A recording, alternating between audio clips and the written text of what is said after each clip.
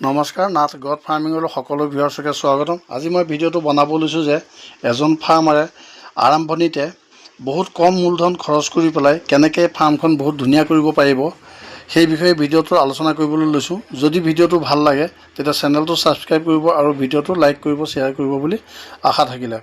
চাওক, সকলোৱে ইচ্ছা কৰে যে মোৰ ফাৰ্মত ভাল ভাল পোৱালি হওক, ডাঙৰ ডাঙৰ পোৱালি হওক, কাণ চান লম্বা হওক। কাণ লম্বা মানে অকল কাণ লম্বাটোৱে নুবুজায়, ছাগলীটোও লম্বা হয়, ওখ হয়।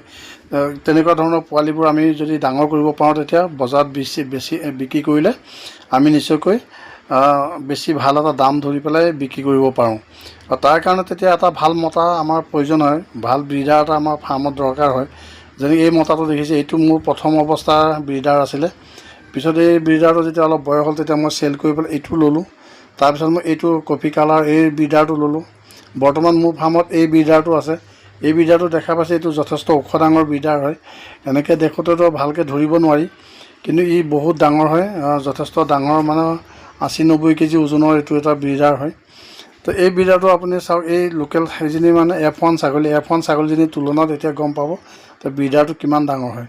এনেকুৱা ধৰণৰ এটা ব্ৰিডাৰ যদি আপুনি ফাৰ্মত ৰাখে তেতিয়া আপোনাৰ পোৱালিবোৰ নিশ্চয়কৈ ভাল আহিব। এইজনী F1 ছাগলী হয়, F1 ছাগলীজনীৰ তুলনাত চাওক ব্ৰিডাৰটো কিমান ডাঙৰ হয়। তো এনেকুৱা ধৰণৰ এটা ব্ৰিডাৰ ফাৰ্মত সচৰাচৰ ৰখাটো ইমান সহজ নহয়।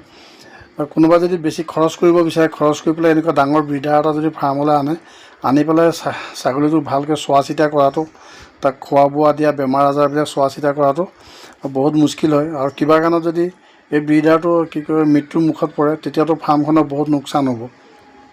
সেই লোকচানখিনি নহ'বৰ কাৰণে তাক কি কৰা উচিত? তো মোৰ মনেৰে মই সকলোকে এইটোকে কওঁ যে প্ৰথম অৱস্থাত আপুনি লোকেল ছাগলী লওক, 5-ৰ পৰা 10জনীমান লোকেল ছাগলী লওক। পাৰিলে F1, F2 তেনেকুৱা ধৰণৰ এজনী দুজনী লওক। লৈ পেলাই আপোনাৰ ওচৰৰ পাজৰৰ ফাৰ্মত এনেকৈ ডাঙৰ ব্ৰিডাৰ যাৰ তাত আছে, অৰিজিনেল হ'ব লাগে ব্ৰিডাৰটো, তেনেকুৱা ব্ৰিডাৰ যাৰ তাত আছে তালৈ যাওক, অকণমান কষ্ট কৰি যাওক। আৰু ফাৰ্মখনে লাগিলে 2 পইচা লওক, ছাগলীটো চোৱা চিতা কৰি ৰখাৰ বাবদ আপোনাৰ যেতিয়া তাক ঘাই দিয়াব তেতিয়া 2 পইচা ল'ব পাৰে, লওক, অসুবিধা নাই। কিন্তু তেতিয়া যদি আপুনি বেলেগৰ ফাৰ্মৰ পৰা ওচৰৰ পাজৰে থকা তেনেকৈ ডাঙৰ ছাগলী এটা বা ছাগলীজনী ঘাই দিয়াই পেলাই আনে, তেতিয়া আপোনাৰ পোৱালিবোৰ এনেকুৱা ধৰণৰ ভাল ভাল পোৱালিবোৰ আহিব। পোৱালিবোৰৰ কাণ দীঘল সেইটো কথাই নহয়, পোৱালিবোৰ ওখ হ'ব, ডাঙৰ হ'ব। আপুনি নেক্সট বছৰত এনেকুৱা কৰিব পাৰে যে ইয়াৰ পৰা যিকোনো এটা ভাল পোৱালি আপোনাৰ ব্ৰিডাৰ হিচাপে ৰাখি ল'ব পাৰিব। আৰু বাকী মতা পোৱালিবোৰ 8 মাহ 10 মাহ বয়স কৰি পেলাই বিক্ৰী কৰি দিয়ক। ইয়াৰ পৰা চেউৰী ছাগলীবিলাক ৰাখি দিয়ক। আৰু ইচ্ছা কৰিলে আপোনাৰ প্ৰথমৰ যিখিনি ছাগলী আছিলে, লোকেল ছাগলীখিনি আছিলে, সেইখিনি বিক্ৰী কৰি দিব পাৰে। বোলে নহয়, এইখিনি ছাগলীৰ পৰা মোৰ পোৱালি ভালেই পাইছোঁ আৰু এইখিনি মই ৰাখি থাকোঁ, তেনেকৈ ৰাখিব পাৰে।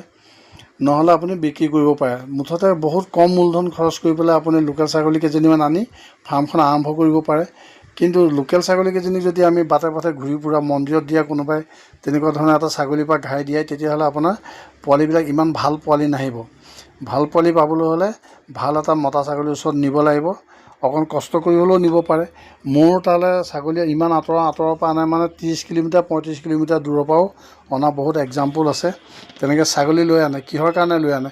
তেওঁ যাতে ভাল ফল এটা আশা কৰিব পাৰে তাৰ কাৰণে লৈ আনে, আৰু সেইমতে তেওঁলোকে পাইছেও। কোনোবা ফাৰ্মাৰে যদি তেনেকৈ মোৰ ফাৰ্মলৈ আনিব বিচাৰে ছাগলী, লৈ আনিব পাৰিব, একো অসুবিধা নাই। মোৰ ঘৰ 12 পুজীয়া হয়। 12 পুজীয়া বুলি ক'লে বহুতে চিনি নাপায়, ৰহা 12 পুজীয়া। আৰু একচুৱেলি লোকেশ্যনটো হ'ল জৰাবাৰী ৰাস্তা পাৰ বুলি কয় আমাৰ এইখন জেগা। মই স্ক্ৰীণত মোৰ ফোন নম্বৰটো দি দিছোঁ। আৰু যদি কোনোবা আহিব বিচাৰে বা যোগাযোগ কৰিব বিচাৰে, যোগাযোগ কৰিব পাৰিব। আৰু মোৰ ফাৰ্মলৈ যিকোনো সময়তে আপুনি ছাগলী লৈ আহিব পাৰিব। মই কাকো মানা নকৰোঁ। তেনেকৈ ছাগলী ঘাই দিয়াই নিব পাৰিব, আৰু এনেকুৱা ধৰণৰ ভাল ভাল পোৱালি আপুনি নেক্সট আশা কৰিব পাৰিব। আৰু ইয়াৰ পোৱালিৰ পৰা আপোনাৰ ফাৰ্মখন গ্ৰ' কৰিব বহুত সোনকালেই। ফাৰ্মখন দেখি ভাল লাগিব, চলাই ভাল লাগিব, ছাগলীখিনি মৰম কৰি ভাল লাগিব। আৰু যদি এনেকৈ আপোনালোক আশা কৰে, তেতিয়া ইচ্ছা কৰে, তেতিয়া আনিব পাৰিব ছাগলী, আৰু স্ক্ৰীণত দিয়া নম্বৰত কল কৰিব পাৰিব। আজিলৈ ভিডিঅ'টো ইমানেই আছিলে। থেংক ইউ ভিডিঅ'টো চোৱাৰ বাবে।